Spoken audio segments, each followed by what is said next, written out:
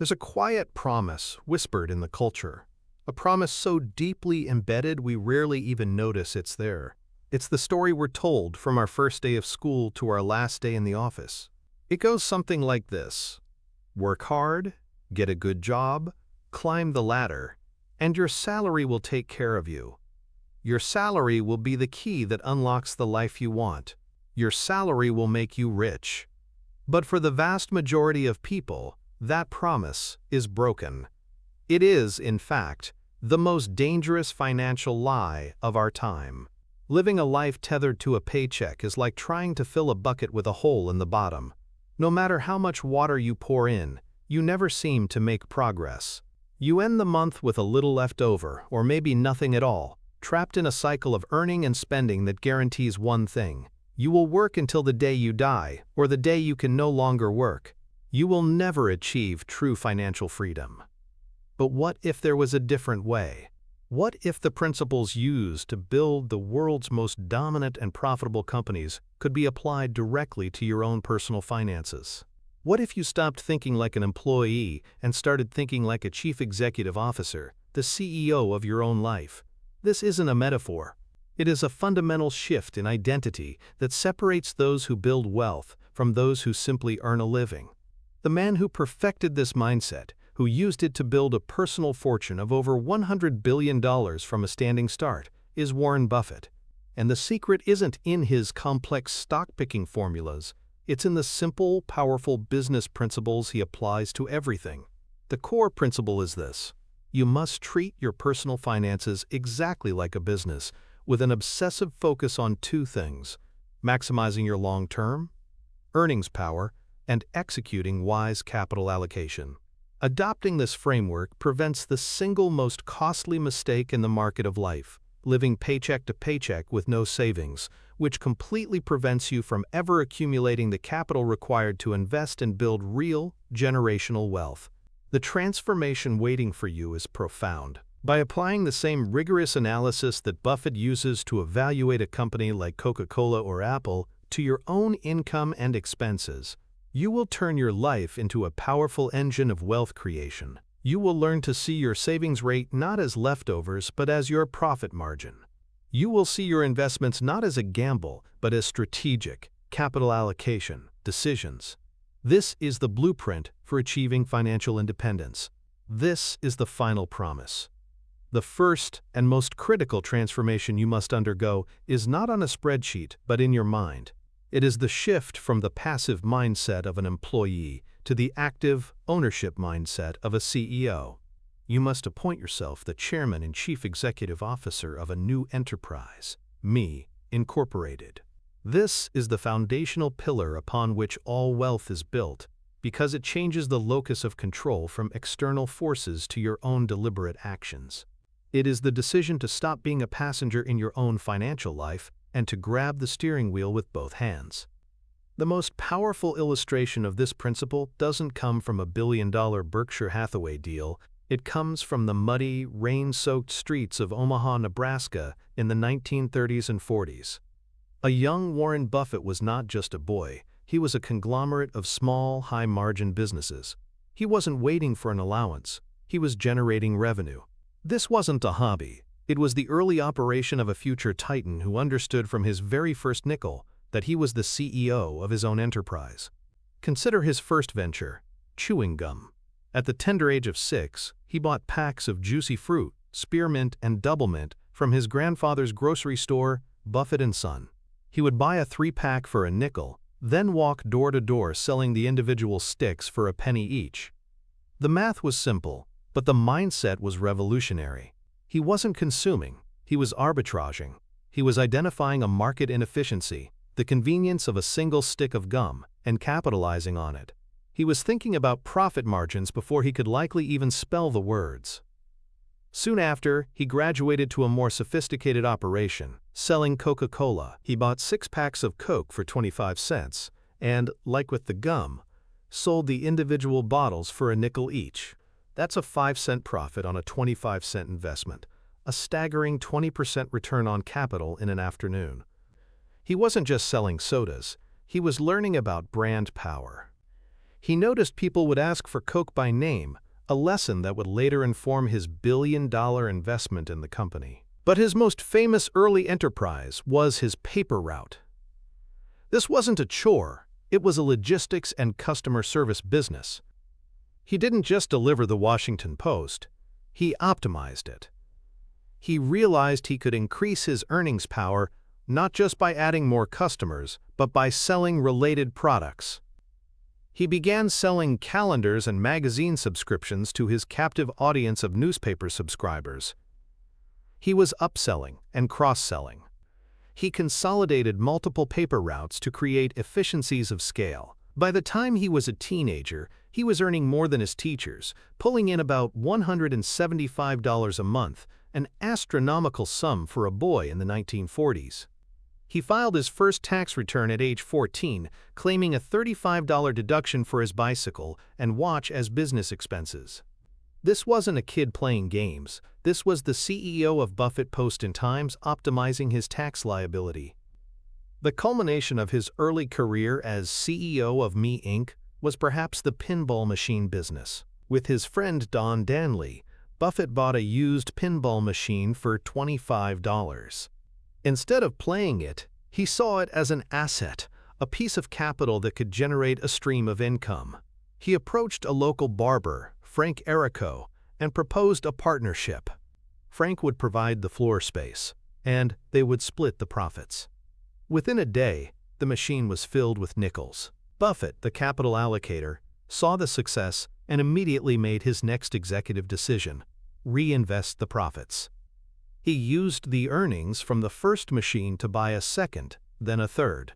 Soon he had a small empire of Wilson's coin-operated machines placed in barbershops across Omaha. He hadn't built the machines, and he didn't run the barbershops. He simply allocated capital wisely to assets that produced cash flow, the very essence of his future strategy at Berkshire Hathaway. By the time he graduated high school, through these various businesses, he had saved over $9,000, which is equivalent to over $100,000 today. He had more capital as a teenager than most adults have for a down payment on a house. He achieved this not because he had a high-paying job, but because from the age of 6 he refused to be an employee. He was the CEO. This deep-seated mindset is powered by a potent psychological principle known as the locus of control. Formulated by psychologist Julian Rotter in the 1950s, this concept describes the degree to which people believe they have control over the outcomes of events in their lives. An individual with an external locus of control believes that their fate is determined by outside forces: luck, the economy, their boss, the government. They are the passengers. When they fail, it's someone else's fault. When they succeed, it's a lucky break. The vast majority of people operate with a dominant external locus of control when it comes to their finances. They say things like, "I can't save money, my rent is too high," or "I'll never get rich, the system is rigged," or "My boss will only give me a 3% raise, so that's all I can earn." This mindset is a cage. It breeds helplessness and passivity. It is the mindset of the perpetual employee. The CEO, by contrast, operates from an internal locus of control. They believe that they are the primary architects of their own success and failure. They believe their actions, decisions, and habits determine their outcomes. When they face a setback, they analyze their own mistakes. When they achieve a success, they credit their strategy and execution. This is the mindset of Warren Buffett, who, even as a child, wasn't waiting for the world to give him an opportunity. He was creating his own economic reality, one stick of gum at a time. Adopting this CEO mindset means you stop blaming your landlord for your high rent and start asking, what actions can I take to either increase my income or find a more cost-effective living situation? You stop complaining about a small raise and start asking, what skills can I build to make myself so valuable that my employer or another employer will have to pay me more? You take absolute, unconditional ownership of your financial results. This single psychological shift is the trigger for financial freedom, because it moves you from a state of passive reaction to one of proactive creation. You stop being a victim of your financial circumstances and become the architect of your financial destiny. So how do you, the newly appointed chairman and CEO of Me Inc., translate this powerful mindset into a practical, actionable system? You do what any serious CEO would do at the end of a fiscal year. You create an annual report. This isn't just a budgeting exercise. It is a rigorous, honest, and strategic assessment of your personal enterprise. The blueprint is simple, and it consists of 4 parts. First is the chairman's letter. You will sit down and write a 1 to 2 page letter to yourself, as if you were addressing the shareholders of your life. In this letter, you will honestly review the past 12 months. What were the big wins? Did you get a promotion? Did you pay off a credit card? What were the major losses or mistakes? Did you overspend on discretionary items? Did an investment perform poorly? Why? The purpose is not to judge, but to analyze. A great CEO learns as much from failure as from success.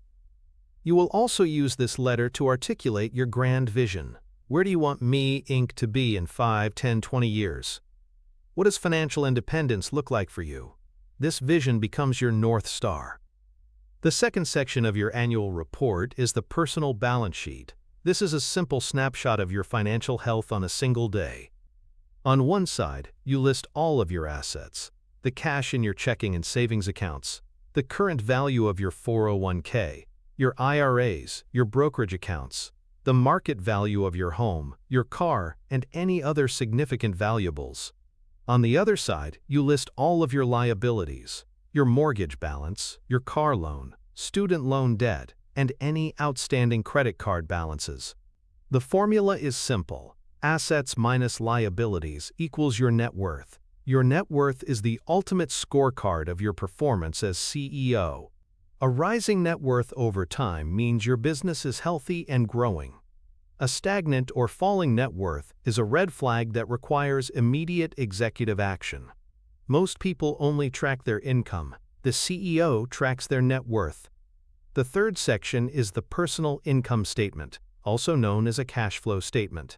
This document tracks the flow of money into and out of your enterprise over a period, typically a month or a year.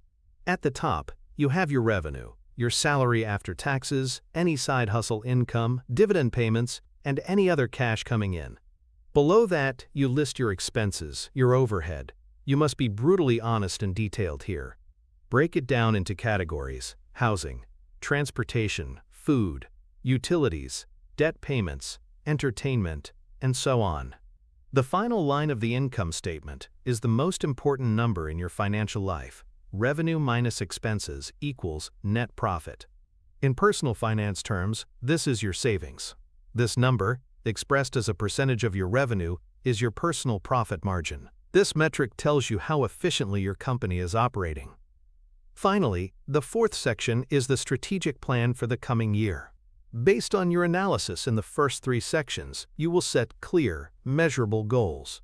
These are your key performance indicators, or KPIs. For example, I will increase my personal profit margin from 15% to 25% by reducing discretionary spending and automating my savings. Or I will increase my revenue by 10% by completing a professional certification and renegotiating my salary. Or I will allocate $500 per month of my profits to my low-cost index fund portfolio. This plan turns vague wishes like "I want to save more" into a concrete, actionable business strategy that you, the CEO, are responsible for executing. Completing this annual report for Me Inc. is the single most powerful exercise for installing the CEO mindset. The opposite of the CEO mindset is the default setting for 99% of the population, the employee mindset. This path is not one of conscious choice, but of passive acceptance. The person with an employee mindset views their financial life as a series of obligations and constraints dictated by others. Their primary financial relationship is with their employer, who they see as the source of their prosperity. Their vocabulary is filled with phrases of external control. "I can't afford that." "They don't pay me enough." The cost of living is just too high. They see their paycheck not as revenue or capital, but as spending money. It arrives in their account, and their mental framework immediately shifts to depletion. They ask, "What can I buy with this?" not, "How can I deploy this?" Consider the story of a hypothetical individual. Let's call him John. John is a talented software engineer earning a handsome salary of $150,000 a year. By all external measures, he is successful. But John has a deeply ingrained employee mindset. He sees his high salary as a license to spend. When he gets a raise, he immediately upgrades his apartment.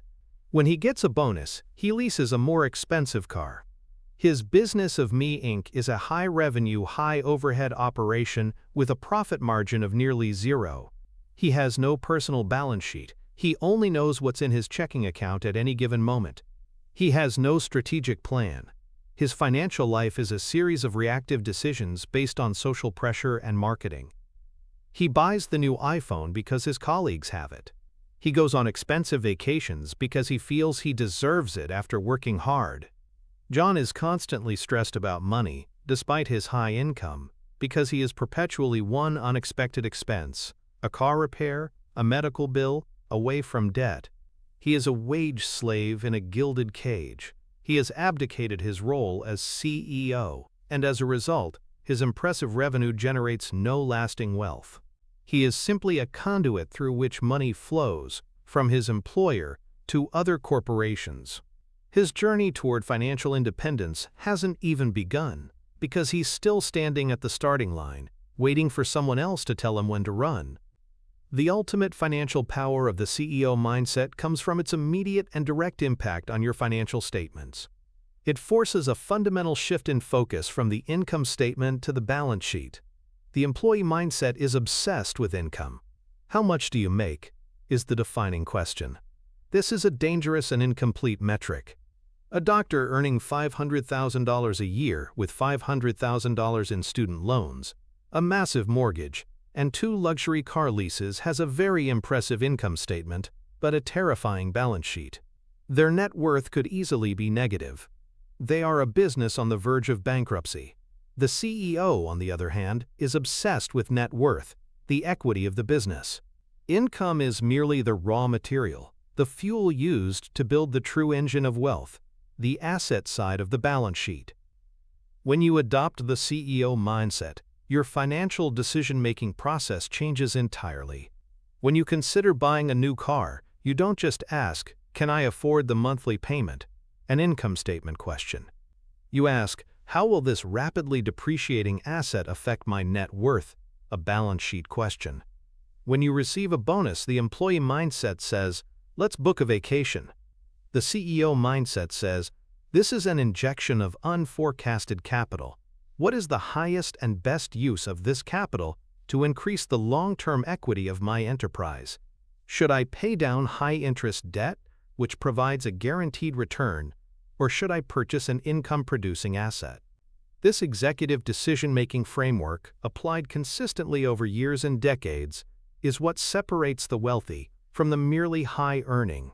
It is the practical application of building wealth, moving you away from a life of consumption and toward a life of ownership. This focus on the balance sheet is the first step in any serious wealth management strategy, whether for a retail investor or a multi-billion-dollar corporation. It is the foundation for all that is to come. Once you have firmly installed the CEO mindset, your next executive priority is to analyze and grow the primary engine of your enterprise, your earnings power. This is the second great pillar of Buffett's philosophy applied to personal finance. Your earnings power is not just your current salary. It is the total economic value you can produce for the rest of your working life. For most people, especially early in their careers, this is their single greatest asset, worth millions of dollars. A business that fails to maintain and upgrade its core machinery will inevitably decline. Similarly, an individual who fails to invest in their own earnings power will see their financial potential stagnate and decay. The most telling anecdote about this principle from Warren Buffett's life has nothing to do with stocks or companies. It has to do with a $100 investment he made in himself. As a young man, despite his prodigious intellect and business acumen, Buffett was terrified of public speaking. The mere thought of standing in front of a crowd would make him physically ill. He had graduated from Columbia Business School, studied under the legendary Benjamin Graham, and possessed a financial mind that was second to none. But he knew this fear was a critical bottleneck. It was a flaw in his personal machinery that would severely limit his future earnings power. A CEO who cannot communicate their ideas is a CEO who cannot lead, persuade, or raise capital. So in 1952, after seeing an ad in the paper, he signed up for a Dale Carnegie course on public speaking. He paid the $100 in cash. He has said on many occasions that this single investment was the most important one he ever made. The diploma from that course is the only one he displays in his office. He didn't just acquire a skill, he bought a key that unlocked a future of incalculable value. That course gave him the confidence to begin teaching an investing class at the University of Omaha. It gave him the ability to stand before a room of skeptical doctors and dentists and persuade them to entrust him with their life savings to start his first investment partnership. Ultimately, it gave him the platform to articulate his ideas to millions of Berkshire Hathaway shareholders, building a level of trust and loyalty that is unprecedented in the corporate world. That $100 capital allocation decision, aimed directly at improving his own operational capabilities, generated a return that can only be measured in the tens of billions of dollars. He didn't just invest in a stock, he invested in the earning asset itself. He invested in Warren Buffett. The psychological principle that underpins this strategic approach to personal development is a powerful combination of understanding your circle of competence and actively fighting the Dunning-Kruger effect. The circle of competence is one of Buffett and Munger's most famous mental models. It's the simple idea that every individual has a certain area of expertise. Inside this circle, you know what you're doing, and you can make sound judgments. Outside this circle, you are operating in the dark. Buffett's genius is not that his circle is enormous, but that he is exceptionally good at knowing where the perimeter is. He doesn't venture into areas he doesn't understand, like technology stocks during the dot-com bubble. This same discipline must be applied to your career. What is your circle of competence? What is the one thing you can be the best in the world at, or at least in your city or your company? True earnings power comes from developing deep, defensible expertise within a well-defined circle. This process is often hindered by the Dunning-Kruger effect, a cognitive bias where people with low ability at a task overestimate their ability. It's the mountain of stupidity, where a little bit of knowledge creates a huge amount of unearned confidence. The beginner thinks they are an expert. This is why so many people fail to invest in themselves. They don't believe they need to. They think they're already good enough at communication, at sales, at data analysis. A great CEO, however, is a ruthless auditor of their own skills. They are constantly seeking out their own weaknesses. Buffett knew he was a terrible public speaker. He didn't let pride or the Dunning-Kruger effect convince him otherwise. He identified a critical weakness that was limiting the potential of his entire enterprise and took decisive action to fix it. True self-investment begins with the brutal honesty to admit what you don't know and the humility to go learn it. This is the psychological foundation for building career-long earnings power and achieving financial independence. To apply this principle, you need a structured mental model. You must conduct a career capital audit. This is a strategic review of the skills and assets that make you valuable in the marketplace. It's a three-step blueprint for entrepreneurs, executives, and anyone serious about maximizing their income. Step 1 is to identify your core competencies. What are the 1 to 3 skills that you get paid for right now? For a graphic designer, it might be proficiency in Adobe Creative Suite and an understanding of branding. For a plumber, it's the technical knowledge of plumbing systems and the ability to diagnose problems. Be specific and honest. Step 2 is to map your adjacent skills. These are skills that would complement your core competencies and make you exponentially more valuable. For that graphic designer, learning about copywriting or user experience (UX) design would make them a far more complete and valuable marketing asset. For the plumber, learning basic business administration and marketing could be the first step towards starting their own firm. Step 3, and this is the most critical, is to identify your bottleneck skills. These are the weaknesses that are actively holding you back, just as public speaking was for Buffett. Do you have great technical skills but struggle to present your ideas in meetings? Are you a brilliant strategist but poor at managing people?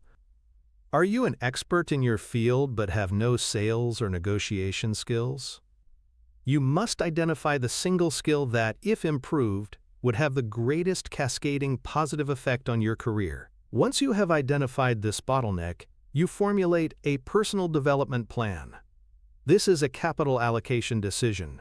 You will allocate a budget of both time and money to eliminate this bottleneck. Will you take an online course, hire a coach, attend a seminar? Just like Buffett allocated $100 to the Dale Carnegie course, you will allocate resources to your own development. This isn't an expense. It is the highest return investment available to you. This strategic approach to skill acquisition is how you systematically increase your market value and, therefore, your lifetime earnings power. The antithesis to this strategic approach is the path followed by the 99%, the path of the job hopper. This is the individual who thinks the primary way to increase their income is to constantly switch jobs for small, incremental salary bumps. They might move from company A to company B for a 5% raise, then to company C a year later for another 7%. On the surface, this looks like progress. But what they are often doing is selling the same set of skills to a slightly different buyer over and over again. They never stop to deepen their expertise or acquire new, valuable competencies. They are perpetually in the shallow end of the talent pool. Their income may rise in the early years, but it inevitably hits a plateau. They become a commodity, easily replaceable by someone younger and cheaper with the same generic skill set. Contrast this with the career builder. The career builder plays a long game. They might stay at a company even for slightly less pay if it offers an opportunity to learn a critical new skill or work on a high-profile project. They see their early career not just as a way to earn money, but as a paid apprenticeship. They strategically invest their time and money, sometimes even taking a pay cut for the right opportunity, to build a unique and powerful combination of skills that makes them rare and valuable. The job hopper's income is a straight line with a slight upward slope. The career builder's income is a curve that starts slower but then accelerates exponentially in their 30s and 40s as their unique skill stack begins to pay massive dividends. The job hopper is focused on short-term salary. The career builder is focused on long-term earnings power. This distinction is the difference between a life of financial struggle and a life of financial abundance. It's the difference between being a pawn and being a kingmaker in your own career. The financial connection of this principle is perhaps the most profound and misunderstood concept in all of personal finance. For anyone who is not yet independently wealthy, your human capital, your ability to work and earn an income over your lifetime, is the largest and most important asset on your personal balance sheet. It often dwarfs your cash, your home, and your investment accounts combined. Let's quantify this. Imagine a 25-year-old earning $60,000 a year. With modest raises, over a 40-year career, their lifetime earnings will be well over $3 million. That future income stream, when discounted back to its present value, is an asset worth hundreds of thousands, if not millions of dollars. It is the engine that will fund everything else. Now, consider the return on investment of upgrading that engine. Let's say you identify a bottleneck skill, just as Buffett did. You decide to become an expert negotiator. You spend $1,000 on a weekend course and read 5 books on the topic. 6 months later, at your annual review, you use your new skills to negotiate an additional $5,000 raise. That $1,000 investment is now generating a $5,000 annual return. That is a 500% annual return on your investment, a rate that would make even the best hedge fund managers weep with envy. But it gets better. That raise compounds. It becomes the new baseline for all future raises. Over a 30-year career, that single $5,000 bump could easily translate into hundreds of thousands of dollars in additional lifetime earnings. Viewed this way, investing in your skills is not just personal development, it is the most powerful form of asset allocation you can engage in. It is how you grow the largest asset on your personal balance sheet, providing the fuel necessary for your entire journey toward financial freedom and spectacular portfolio growth. Having established the CEO mindset and a strategy to maximize your enterprise's revenue through enhanced earnings power, the third pillar of the Buffett framework addresses the most critical link in the wealth-building chain: profit. A business can have massive revenues, but if its expenses are just as high, it is a failure. Similarly, an individual can have a huge income, but if they spend it all, they will never build wealth. The profit imperative is about maximizing your personal profit margin, which is more commonly known as your savings rate. This is not about being cheap. It is about being efficient. It's about viewing every dollar you spend not as a pleasure to be consumed, but as a tiny soldier you could be sending into battle to fight for your financial freedom. Warren Buffett is, of course, the grand master of this principle. His legendary frugality is not a personality quirk, it is a core business strategy. The stories are legion and they are all true. He lives in the same modest home in Omaha that he purchased in 1958 for $31,500. He has no desire for a mansion because he sees it for what it is: a non-productive, capital-intensive asset with high maintenance costs. He famously drives himself to work every day, and for years his breakfast was a trip through the McDonald's drive-thru. He would tell his wife how much money he wanted to spend: $2.61, $2.95, or $3.17, and she would put the exact change in a cup for him. If the market was down that morning, he'd opt for the cheaper breakfast. This isn't a billionaire pinching pennies. This is a CEO ruthlessly minimizing his personal overhead to maximize the amount of capital available for deployment into his compounding machine. He understands that a dollar not spent on a fancier house or a more expensive breakfast is a dollar that can be invested in a great business, where it can grow and multiply for decades. He once said, "The difference between successful people and really successful people is that really successful people say no to almost everything." He is not just saying no to distractions and time commitments. He is saying no to the unnecessary expenses that would bleed capital from his enterprise. He runs his personal life with the same lean efficiency that he admires in the companies he buys. The psychological demon that this discipline is designed to slay is a two-headed monster: Parkinson's law and hedonic adaptation. Parkinson's law is the old adage that work expands to fill the time allotted for its completion. In personal finance, this law has a devastating corollary. Expenses inevitably rise to meet income. It feels like a law of nature. You get a $10,000 raise, and within months, you find that your expenses have mysteriously increased by about $10,000. The new car payment, the slightly nicer apartment, eating out a few more times a month, it all adds up, and you end the year feeling just as broke as you did before the raise. This is the mechanism of the paycheck-to-paycheck trap. The fuel for this fire is hedonic adaptation, also known as the hedonic treadmill. This is the observed tendency of humans to quickly return to a relatively stable level of happiness, despite major positive or negative life events. When you get that raise and buy the new luxury car, you experience a temporary spike in happiness. But within weeks or months, the novelty wears off. The car is just your car. The new higher level of luxury becomes the baseline. You've permanently increased your overhead, your financial fragility, but you haven't permanently increased your happiness. You are now running faster on the treadmill, but you are in the exact same place. Buffett's frugality is a conscious and strategic rejection of this psychological trap. By keeping his lifestyle consistent, he avoids the hedonic treadmill entirely.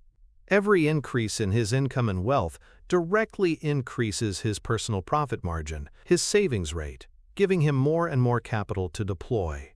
He derives his pleasure not from consumption, but from watching his enterprise, Berkshire Hathaway, grow and compound. To implement this level of financial discipline, you need a more powerful tool than a simple budget. You need to adopt the mental model used by the most efficient corporations in the world: zero-based personal budgeting. A traditional budget is often an exercise in mediocrity. You look at what you spent last month and try to trim a little bit here and there. It's uninspired and often ineffective. Zero-based budgeting, by contrast, starts from a blank slate every single month. It assumes your budget for every category is zero. You must then intentionally and purposefully assign every single dollar of your income to a specific job. The blueprint is a clear hierarchy of capital allocation. At the very top, you have your gross income. The first dollars are allocated to taxes and other withholdings. The resulting net income is your total capital for the month. From there, the first job is to pay yourself first. A non-negotiable portion of your income, 10, 20, ideally 50% or more, is immediately allocated to your financial goals. This is your profit.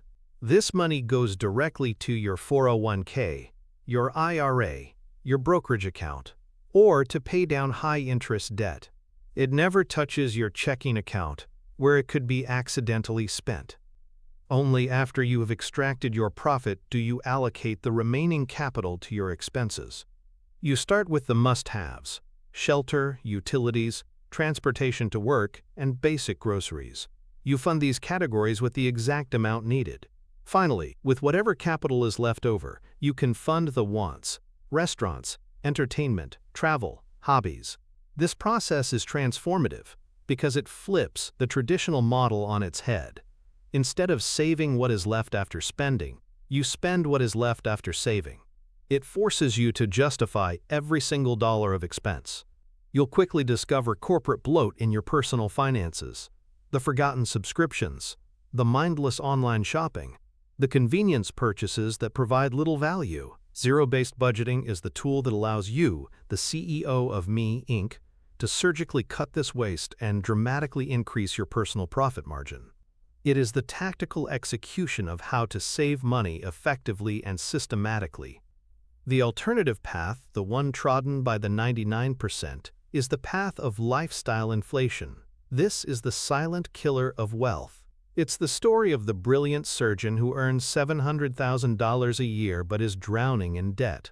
As soon as she finished her residency, she bought a 5-bedroom house in the most expensive suburb because that's what successful doctors do. She leased 2 German luxury cars. She enrolled her children in the most prestigious private school. Her weekends are filled with trips to the country club and expensive dinners. Her business, Dr. Jones Inc., is a marvel of revenue generation. But her profit and loss statement is a catastrophe. Her overhead, the mortgage, the car payments, the tuition, the club dues, consumes 95% of her massive income. Her personal profit margin is a paltry 5%. She is trapped. She cannot afford to take a lower-paying but more fulfilling job. She cannot afford to get sick. She is one malpractice lawsuit or one economic downturn away from complete financial ruin. She has mistaken the symbols of wealth for wealth itself. Wealth is not what you spend. It's what you keep.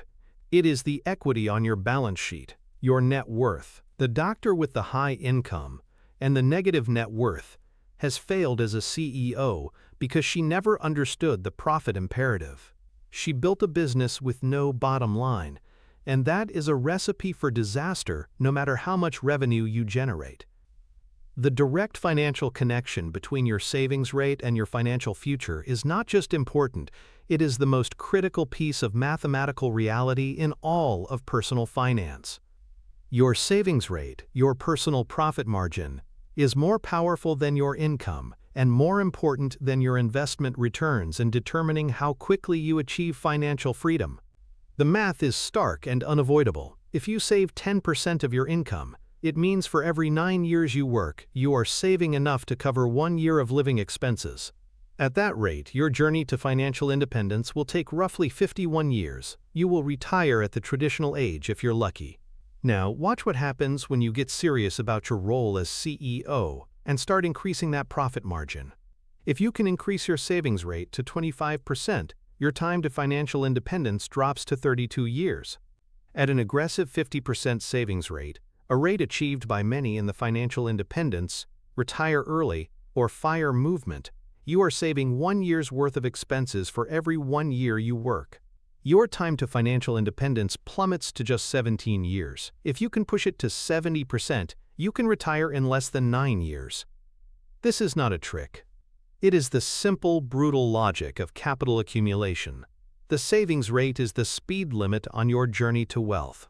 You can be the greatest investor in the world, a stock-picking genius, but if your savings rate is only 5%, you are driving a Ferrari in a school zone. Conversely, even with modest market-average investment returns, a high savings rate acts like a rocket engine, propelling you toward your goal at an incredible velocity. As CEO of Me Inc., your primary operational directive must be to increase your profit margin. Every percentage point increase in your savings rate directly shaves years off your mandatory working life. This is the lever you have the most control over, and it's the one that makes all the difference. This is the core of any effective wealth management strategy. Control costs, maximize profit, and prepare for the next phase, intelligent deployment of that profit. You have now mastered the mindset of a CEO, engineered your career to maximize revenue, and optimized your operations to generate a substantial profit. You have accumulated capital.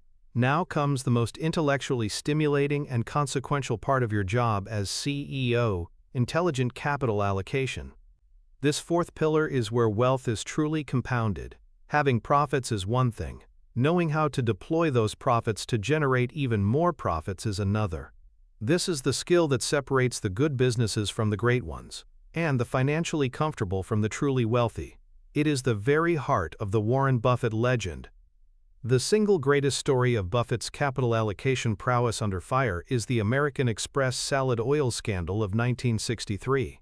It was a crisis that threatened to destroy one of America's most trusted brands. A company called Allied Crude Vegetable Oil, run by a swindler named Tino DeAngelis, had taken out massive loans from a subsidiary of American Express, secured by its inventory of salad oil. The problem was, the inventory was a phantom.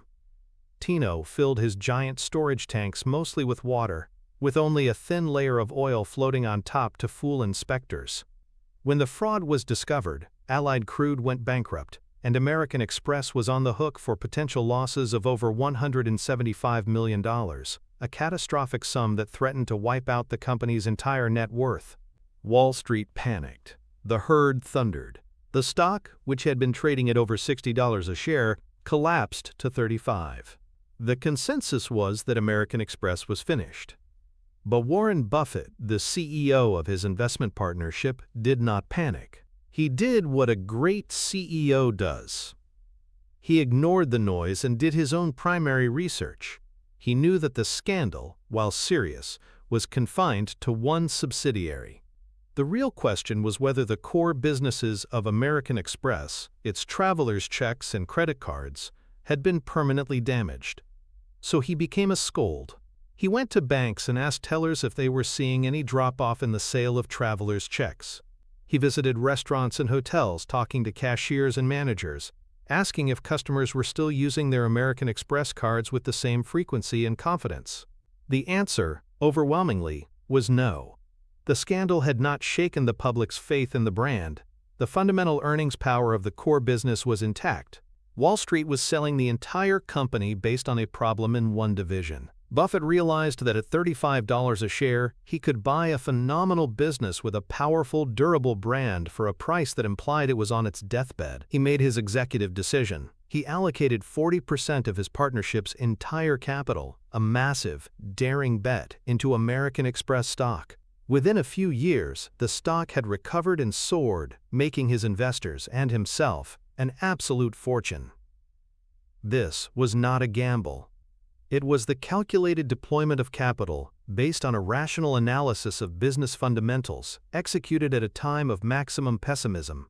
It was the epitome of intelligent capital allocation. The psychological framework that enables such courage and clarity is built on two of Benjamin Graham's most profound concepts, Mr. Market and the margin of safety. Mr. Market is an allegorical business partner Graham created to explain the irrationality of the stock market. Imagine you co-own a business with Mr. Market. Every day, he comes to your office and offers to either buy your share of the business or sell you his at a price he names. Some days, he is euphoric and names a ridiculously high price. Other days, he is despondent and, terrified, offers you his shares for far less than they are worth. The key, Graham taught, is that you are free to ignore him. His mood should not influence your assessment of the business's true underlying value. The average investor, however, is a slave to Mr. Market's whims. They get excited when he's euphoric and buy at high prices. They get terrified when he's despondent and sell in a panic at low prices. Buffett's genius, demonstrated perfectly in the salad oil scandal, is his emotional discipline. He saw that Mr. Market was in a state of extreme depression about American Express and was offering him shares at a ludicrously cheap price. So he calmly took advantage of his partner's folly. The tool that gives him the confidence to do so is the margin of safety. This is the central concept of value investing. It means only buying an asset when its market price is significantly below your conservative estimate of its intrinsic value. If you calculate a business is worth $1 per share, you don't buy it at 95 cents.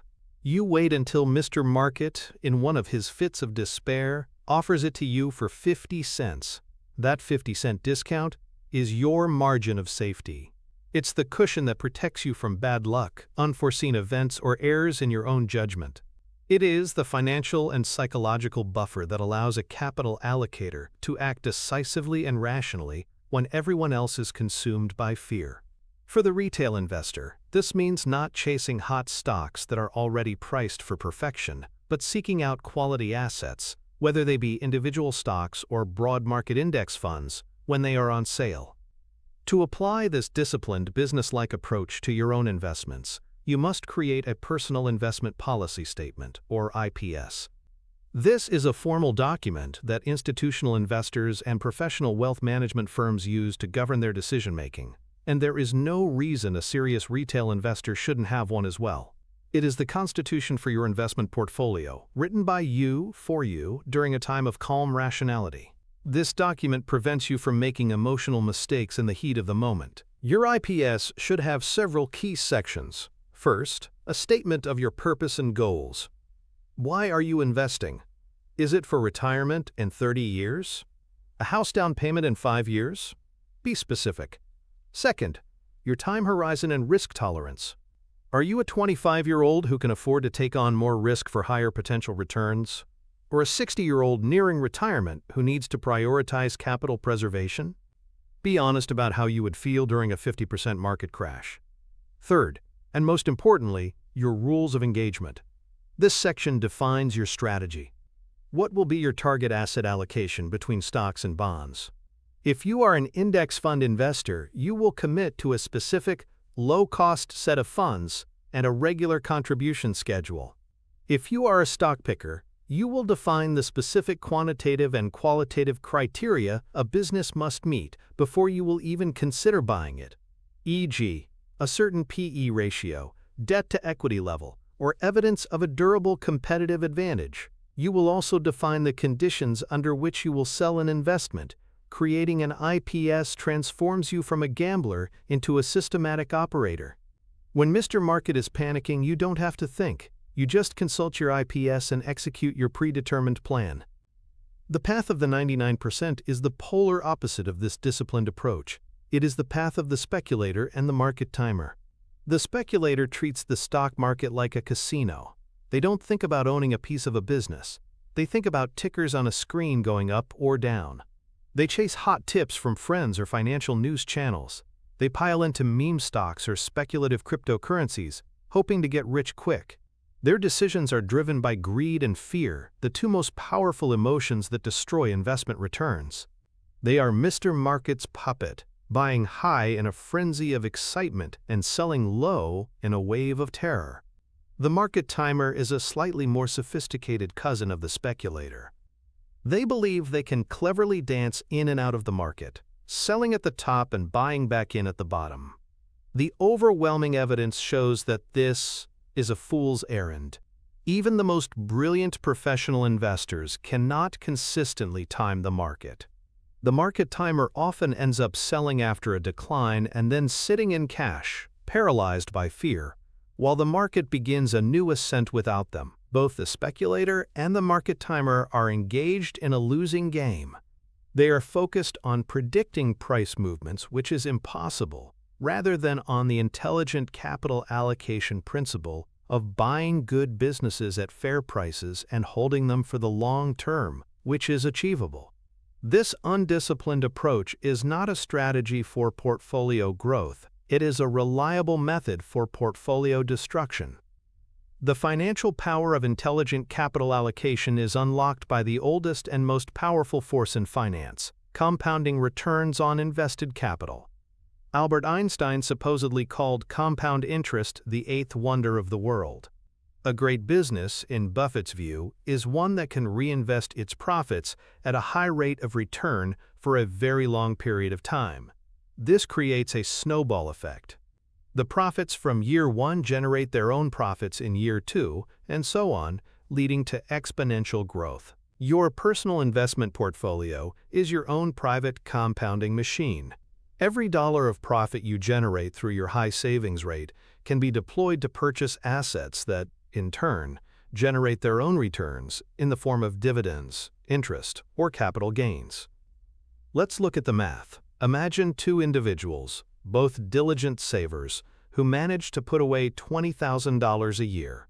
Person A, being risk-averse, keeps their savings in a bank account earning virtually 0% interest. After 30 years, they will have accumulated $600,000, a respectable sum. Person B, however, understands capital allocation. They invest their $20,000 a year into a simple, low-cost stock market index fund that historically averages an 8% annual return. In the first few years, the difference is not dramatic, but the compounding machine soon kicks into high gear.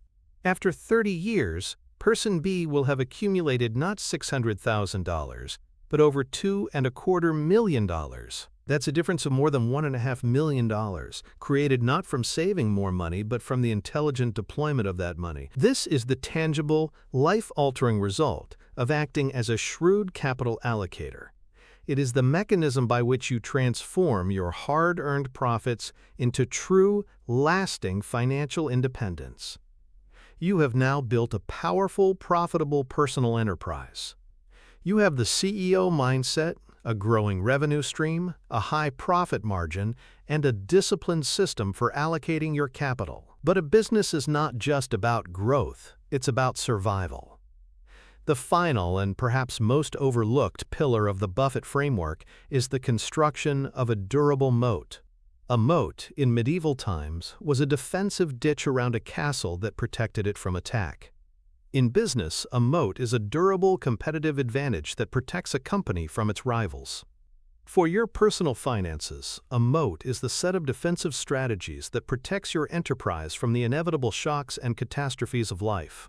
A single unexpected event, a job loss, a medical emergency, a lawsuit, can wipe out years of hard work if you are not prepared. Building wealth is a long-term game, and the first rule of long-term compounding is to never have to start over. The story that best encapsulates Buffett's obsession with protecting the enterprise at all costs is his dramatic intervention at Salomon Brothers in 1991. Berkshire Hathaway was a major shareholder in the powerful Wall Street investment bank. The crisis erupted when it was revealed that Salomon's head of bond trading had been submitting illegal false bids in U.S. Treasury auctions to corner the market. The scandal was a five-alarm fire. The U.S. Treasury was on the verge of banning Salomon from participating in future auctions, a move that would have been an instant death sentence for the firm. The company's reputation was in tatters, its stock was plummeting, and its very survival was in question. At this moment of extreme crisis, Warren Buffett did something he had never done before. He agreed to step in as the interim chairman to save the company. He flew to New York and effectively took control. His strategy was not about financial engineering. It was about protecting the firm's most valuable intangible asset, its reputation and its right to operate. In his testimony before Congress, he delivered one of his most famous lines, a mission statement for any CEO serious about risk management. Lose money for the firm, and I will be understanding. Lose a shred of reputation for the firm, and I will be ruthless. He was ruthless. He cleaned house, implemented new compliance systems, and worked tirelessly to restore the trust of regulators and the market. He saved Salomon Brothers from oblivion not by chasing profits, but by building a defensive moat of integrity around what was left of the business. He understood that you cannot win the game if you are not allowed to play. The psychological biases that make building a personal moat so difficult are powerful and pervasive. The most dangerous is normalcy bias, the cognitive trap that leads us to underestimate both the possibility of a disaster and its potential effects. We assume the future will be a linear extension of the present. We've had a job for 10 years, so we assume we'll have it forever. We've been healthy our whole lives, so we can't imagine a serious illness. This bias leaves us completely unprepared for what Nassim Nicholas Taleb famously called black swan events. A black swan is an event that is rare, has an extreme impact, and seems obvious in hindsight. The 2008 financial crisis was a black swan. The global pandemic was a black swan. On a personal level, a sudden disability, a major lawsuit, or an unexpected layoff are all black swans. The CEO of Me Inc. cannot afford to suffer from normalcy bias. A great CEO is a healthy paranoid. They are always thinking about what could go wrong and building resilience into their systems to withstand the unexpected. They protect the downside, knowing that the upside will take care of itself. The mental model for systematically building your personal moat is the Personal Risk Management Matrix. This is a simple but powerful tool for identifying and mitigating the threats to your financial enterprise. You draw a simple 4-quadrant grid. The vertical axis represents the impact of a potential event from low to high. The horizontal axis represents the likelihood of that event from low to high. Your job is to brainstorm the various risks in your life and place them in the appropriate quadrant. For example, a minor car fender bender is a low-impact, relatively low-likelihood event. You handle this with your car insurance deductible. A major house fire is a high-impact, very low-likelihood event. This is a catastrophic risk that you cannot self-insure. The proper response is to transfer that risk to an insurance company by purchasing adequate homeowners insurance. A sudden, disabling illness is another high-impact, low-likelihood event. The moat here is long-term disability insurance, one of the most important and often neglected forms of coverage. Now consider the high-impact, higher likelihood events. This is where risks like a job loss or a major market downturn live. You cannot buy insurance against losing your job. The tool for this quadrant is a robust emergency fund. This is a cash reserve of 3 to 6 months worth of essential living expenses, held in a liquid, safe account. This is your business's working capital. It's the cash that allows you to continue operating even if your revenue temporarily drops to zero. This structured CEO-like approach to risk management transforms a vague sense of anxiety into a concrete plan of action. It allows you to systematically identify your vulnerabilities and build the specific defenses needed to protect your wealth-building machine from being derailed. This is the essence of sophisticated wealth management. The antithesis to this prudent approach is the all-offense, no-defense financial plan. This is the path of the 99% who are blinded by optimism and normalcy bias. This individual invests every spare dollar they have, chasing maximum returns. They might even use leverage or margin to amplify their bets. They see an emergency fund as cash drag, money that is sitting on the sidelines not earning a return. They might be underinsured because they see the premiums as an unnecessary expense. They carry significant high-interest debt, assuming their income will always continue to rise, allowing them to manage the payments. Their personal balance sheet is a fragile house of cards, beautiful in a calm breeze but destined for collapse in a storm. When their personal black swan event inevitably arrives, the layoff, the market crash, the medical diagnosis, their entire financial structure implodes. They have no cash reserves, so they are forced to sell their investments at the worst possible time, when prices are at their lowest, just to cover their living expenses. They lock in devastating losses, wiping out years or even decades of progress. Their failure to build a moat doesn't just set them back, it often takes them out of the game entirely. They are forced to start over from zero, their dreams of financial independence shattered by a predictable and preventable catastrophe. The direct financial connection here is the brutal, unforgiving math of losses. The relationship between gains and losses is not symmetrical. If you have a portfolio worth $100,000 and it suffers a 50% loss, you are left with $50,000. To get back to your starting point of $100,000, you now need to achieve a 100% gain. A 50% loss requires a 100% gain just to break even.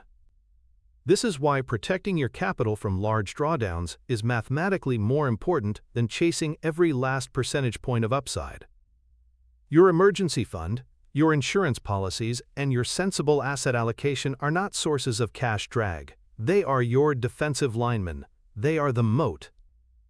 They are the crucial components of your enterprise that prevent the catastrophic, compounding killing losses. They ensure your wealth machine can survive the inevitable storms and continue its slow, steady, inexorable march toward your goal of financial freedom. Without a moat, your castle is nothing more than a sandcastle, waiting for the tide to come in. A true CEO builds on a foundation of rock. You have just installed a powerful new operating system for your financial life. You've moved beyond the flawed, passive programming of an employee and upgraded to the active, ownership-driven framework of a CEO. By seeing yourself as the chairman of Me Incorporated, you've taken control. You now have the blueprint to analyze your earnings power, maximize your profit margin, intelligently allocate your capital, and build a durable moat to protect it all. This is more than a set of tips. It is a complete mental toolkit for building real, lasting wealth. But being a great CEO, a truly great capital allocator like Buffett, isn't just about having a single, powerful strategy. It's about understanding that this strategy is part of an interconnected network of other powerful mental models. It's about knowing how this framework connects to the psychological discipline required to buy when others are fearful, to understand the critical difference between a company's price and its underlying value, or to have the patience to hold a great asset for decades while the magic of compounding does its work. You have mastered a crucial piece of the system, but it is just one piece of a larger map. The video that is now appearing on your screen is the next piece of that map. It is not a random recommendation. It is the critical link that connects the grand strategy you have just learned with the specific tactics required to execute it in the unforgiving arena of the real world. It is the bridge between the what and the how. For most people, this is where the journey ends. They've gained some knowledge, and they feel good about it, but they won't take the next step toward true mastery. But for those who are serious, for those who are committed to building a life of financial independence and freedom, this is just the beginning. The choice to click is not about watching another video. It is a conscious decision to continue your transformation from employee to owner, from amateur to professional. It is a declaration that you are committed to finishing what you started. Complete your mental arsenal. Continue your ascent. Click the video.